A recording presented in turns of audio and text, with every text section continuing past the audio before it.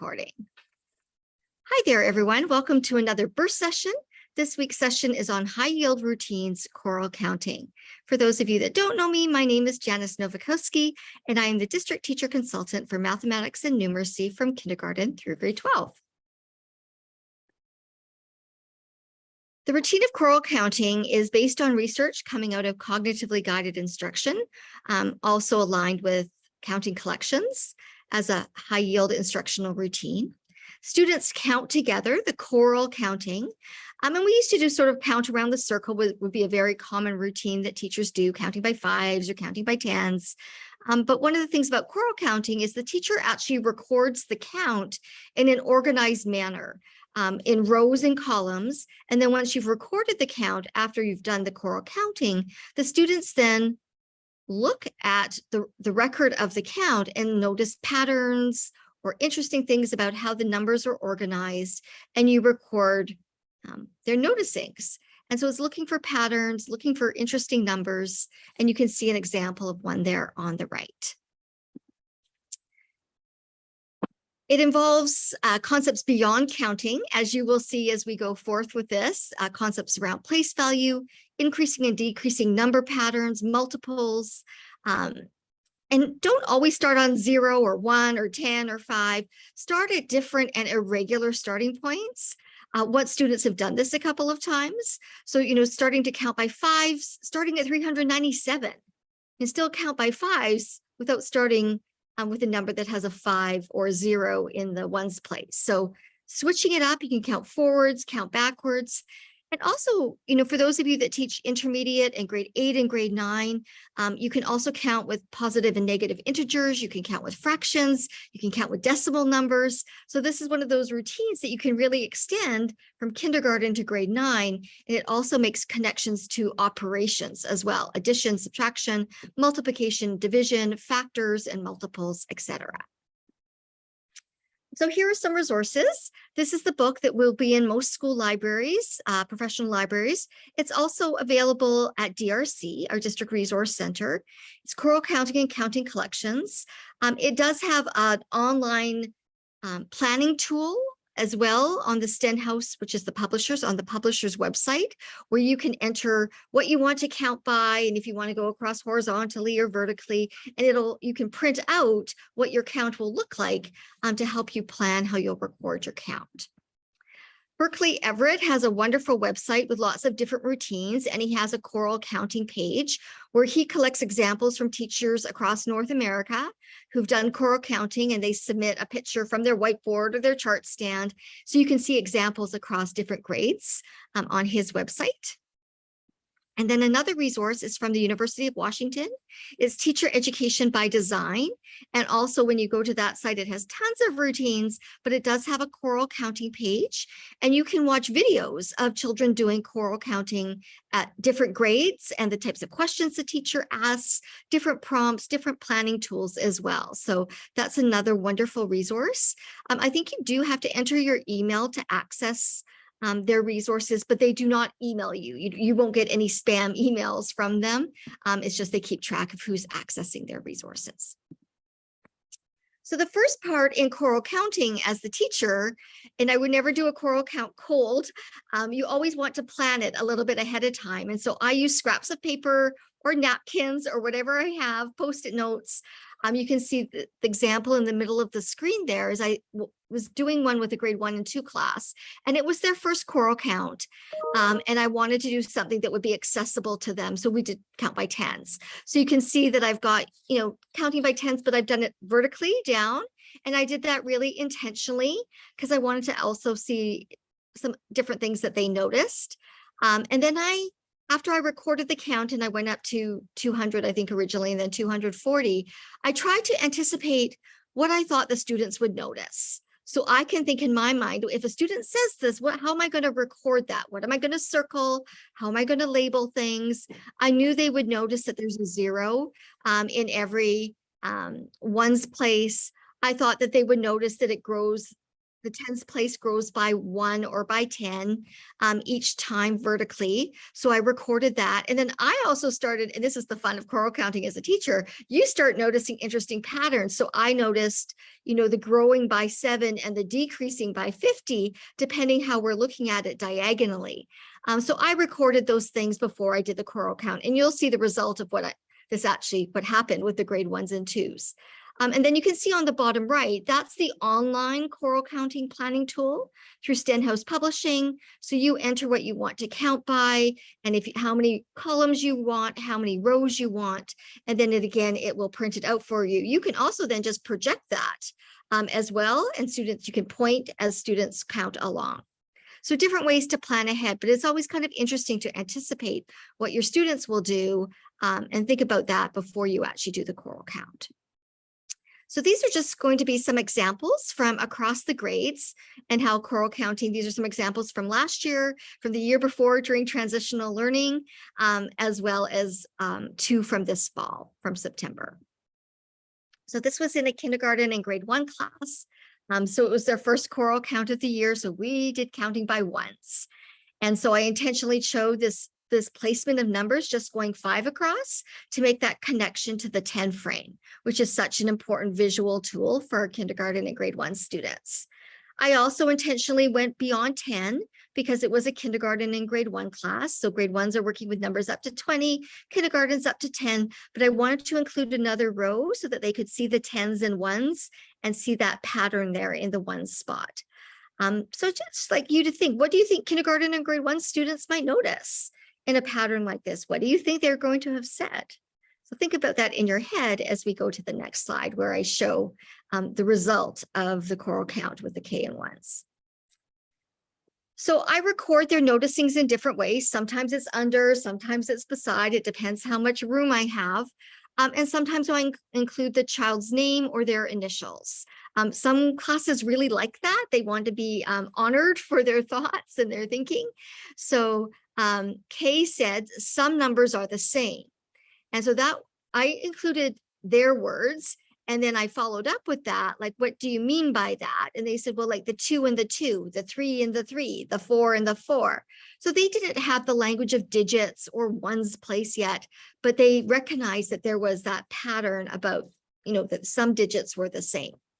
A said they are all different numbers. So there weren't any, repetitions of 13s, for example. And P noticed there are 5 numbers on each line. So that child did notice the particular orientation. So this is just an example, and it's just as simple as that. Sort of 5 to 10 minutes doing the count together, the oral chanting, which is a very safe thing to do with students, because the students that don't know what comes next after 8 or after 12, they can just listen to the other children, or they can whisper if they're not sure. Until they have more confidence in their counting. You can see here they were saying the term lines across. And so I introduced the math language of row.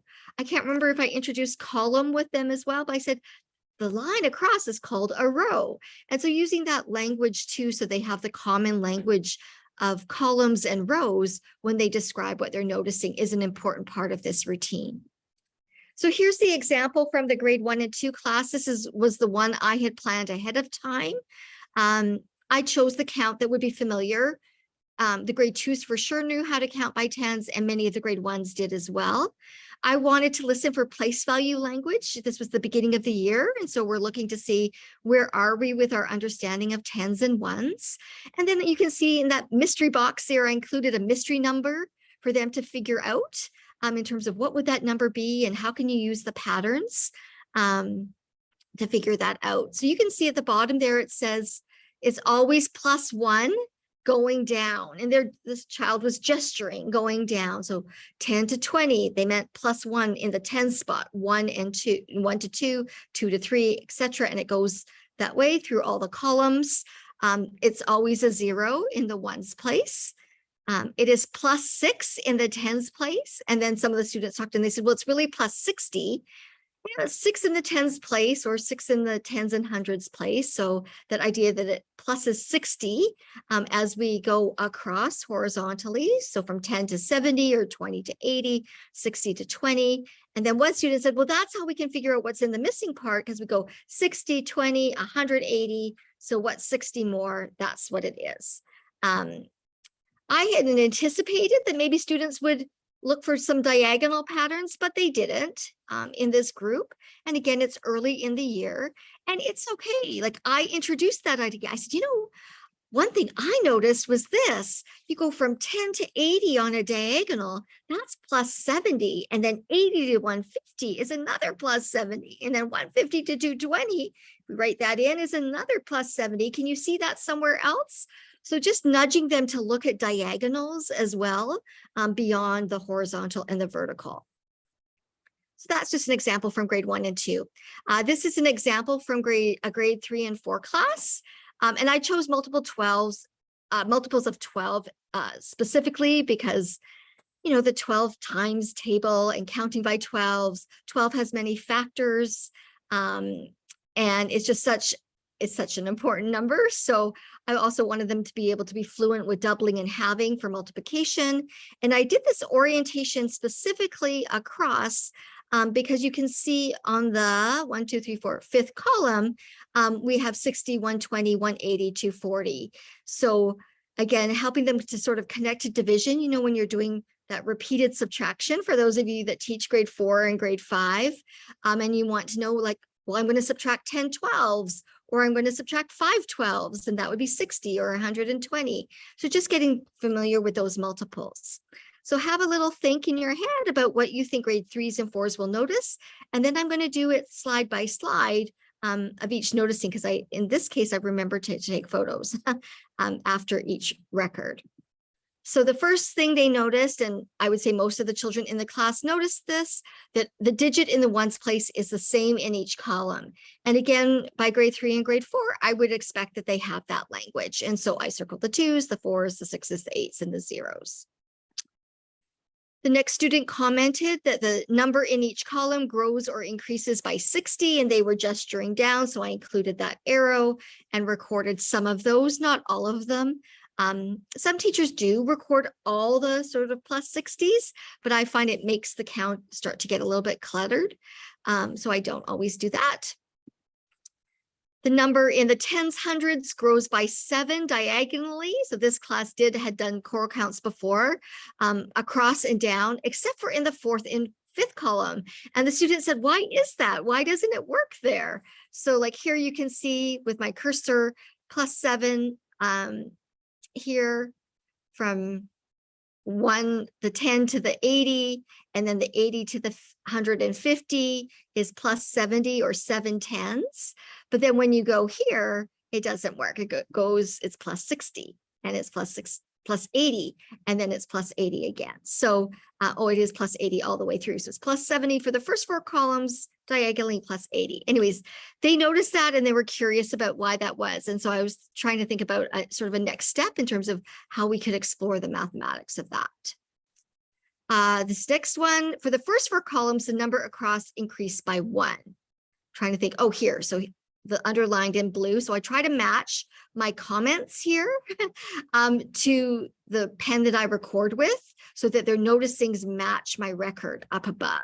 So it's 1, 2, 3, 4, but then it jumps to 6, 7, 8, 9, 10, jumps to 12. So again, the first 4 columns, it increases by 1 or by 10,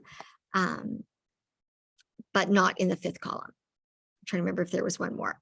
Nope, but we talked about the language of rows and the language of columns, so that they were using that language consistently. So that was grade 3 and grade 4. And then this is an example of, like, this is why I always write it out first. So I'd written it out both ways. I'd written it going vertically, like this example here, 12 to 60. And I'd also written it across 12 to 60 horizontally. And I decided to use that one because I think it offered more opportunities for students to see patterns.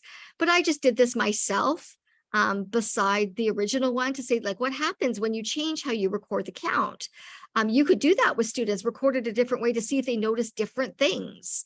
And again, for you as the teacher to think about which orientation do you think offers the most opportunities for thinking about numbers. So again, you still have the increasing by 60, you still have the increasing by 10, And then the jump, in the fifth row instead of the fifth column, like just because it's a different orientation. And you still have you can look at some diagonal patterns, but to me, it wasn't as clear as doing it the other way. So I chose to do it horizontally. This was with a grade 4 and 5 class, and this was counting by decimal numbers. So we counted up to 3 6/10, and then I drew 3 different mystery boxes. And I said, so we're going to look at the patterns and then see if you can figure out what belongs in those mystery boxes. And so the students noticed again, the consistent tenths in the tenth spot. So 2 tenths, 4 tenths, 6 tenths, 8 tenths. And again, that was how and 0 tenths, how I recorded that so they would visually see that. And then in each column, again, increasing by 10, increasing by 1, excuse me. And then again, so what would make sense here? They know, and then you want to listen to their reasoning. That's part of this. Like, well, they say it's 3 8 tenths or 3.8. How do you know? And then most students said, well, there's 8 in the 10 spots, so that's why I know it's 8 tenths. And in this row, it's 3.2, 3.4, 3.6. So the pattern is 3.8. And same for these ones here. You want to hear their reasoning and their justification for the number that they think belongs in that mystery box. Next example was with a grade 5 and 6 class. And for those of you that teach grade 6, 7, and 8, there's a lot of work with fractions, improper fractions, mixed numbers. And then in grade 8, working with operations. And one of the things I like to do, particularly in grade 8, is do choral counting, because the students are doing multiplication and addition, but they're not doing it in an algorithm or procedural way. They're having to count by multiples, which essentially is addition and multiplication, but it's just a different way to nudge their thinking about whether they really understand fractions or not.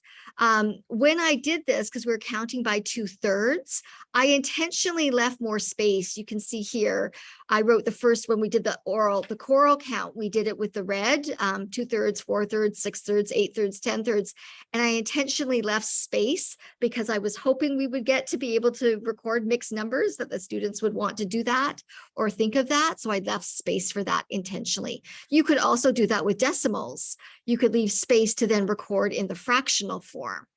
I listened for students' use of math vocabulary.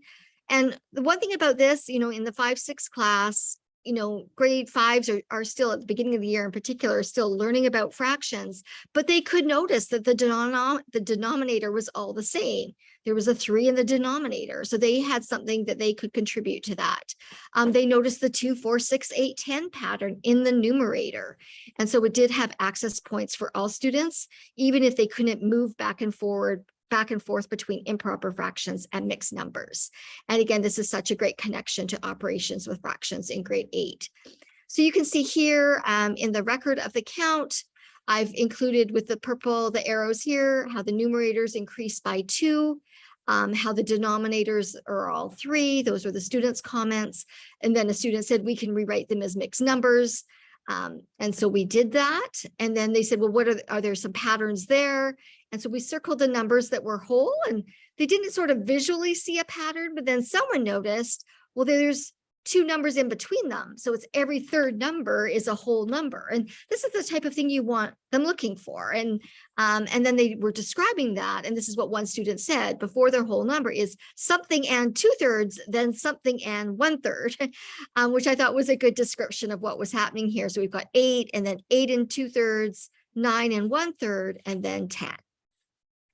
So that's just an example from grade 5 and 6, and you could use that grade 6 and 7 and grade 8 as well. You could count by percentages, you could count by all sorts of different numbers. It's just, trying counting in different ways. So these are some of the curriculum connections. On the left, you see the curricular competencies, visualizing, using reasoning to explore and make connections, mental math strategies that they're using, and then explaining and justifying their mathematical ideas and decisions. And again, the focus on the number concepts and operations depends on what grade you're doing and what your goal is for doing the choral count. But you can see it can be done across the grades, depending on the type of number that you're using. So I'd just like to have you think about how will you use this high yield instructional routine with your students.